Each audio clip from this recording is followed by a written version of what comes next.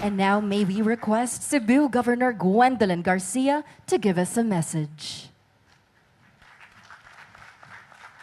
His Excellency, President Ferdinand Marcos Jr., Vice President Sara Inday Duterte, House Speaker Martin Romualdez, our Deputy Speakers, Duke Frasco and Raymond Mendoza, our other members of the House of Representatives, our members of the Cabinet, our city mayors and municipal mayors, as well as board members that are present, the officials of PIER 88 led by Eric Lim and Kyle Uy, mga binati ug minahal kong kaigsuunang Sugboanon, maayong hapon kanatong tanan. In life, there are synchronicities, random events that seem to look like coincidences. And yet, if you look more closely, you realize that all of these are connected and give meaning to our lives.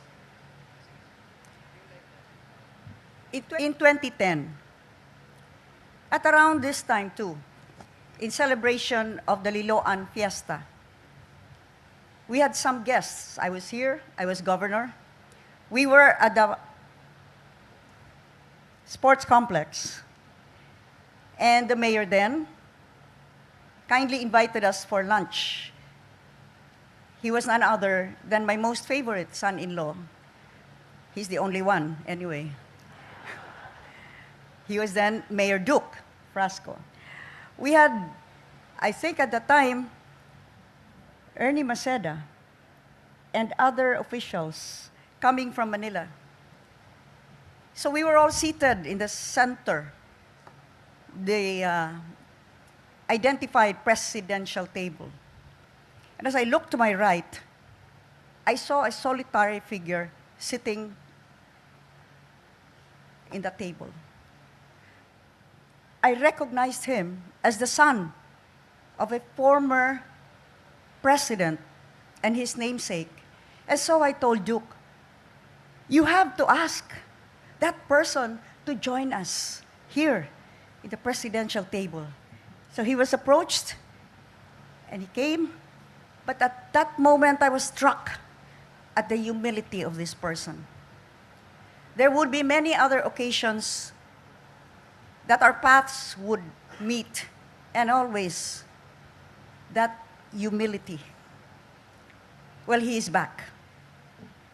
And he's seated right here. Our very special guest, the President himself, Ferdinand Bongbong Marcos.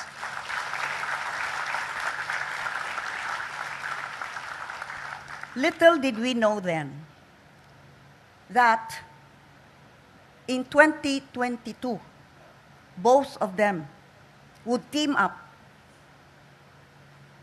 under the banner of UniTeam, calling for unity in this fractured and divided country of ours. And that was what the Filipinos were looking for. The Filipinos responded, in fact. The Cebuanos responded with a deafening cry, yes, unity, sama-sama tayong babangon muli. And lo and behold, the entire Cebu Island, one Cebu Island, Mayor Mike,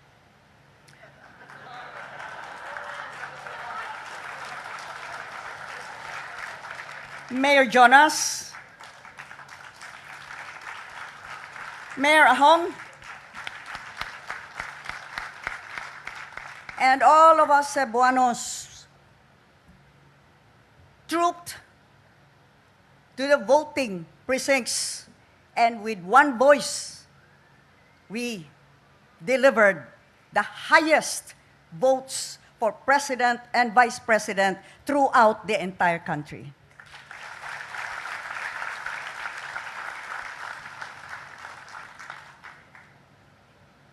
Look at us. We're gathered here this afternoon because PIER 88 has finally been completed despite the many challenges, the pandemic, the lockdowns, and as a double whammy, Typhoon Odette.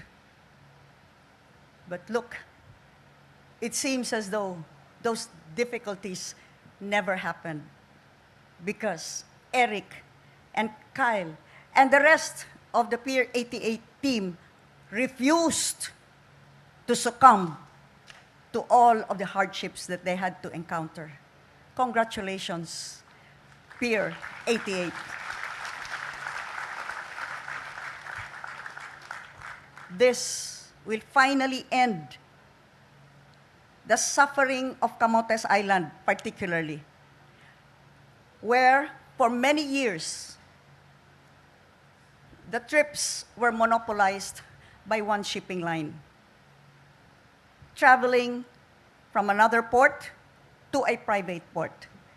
Look, right now, responding with a roar, immediately represented by these three vessels, Ocean Jet, Asnar Shipping, and Super Shuttle.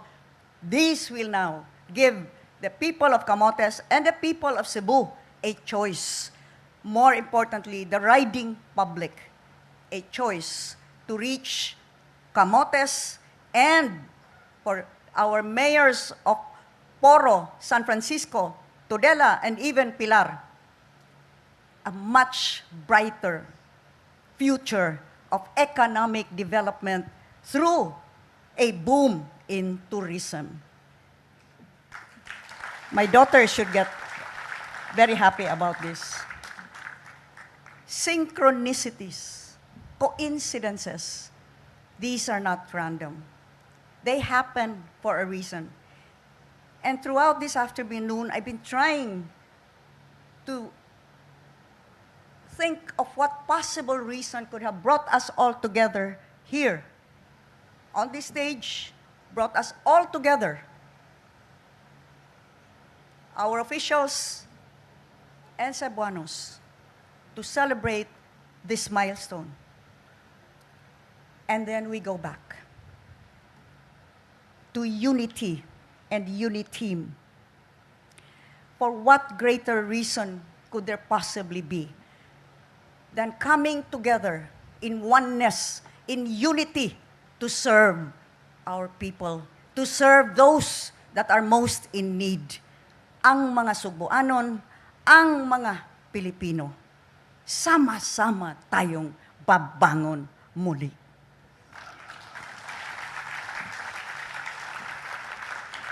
Congratulations, PIER 88.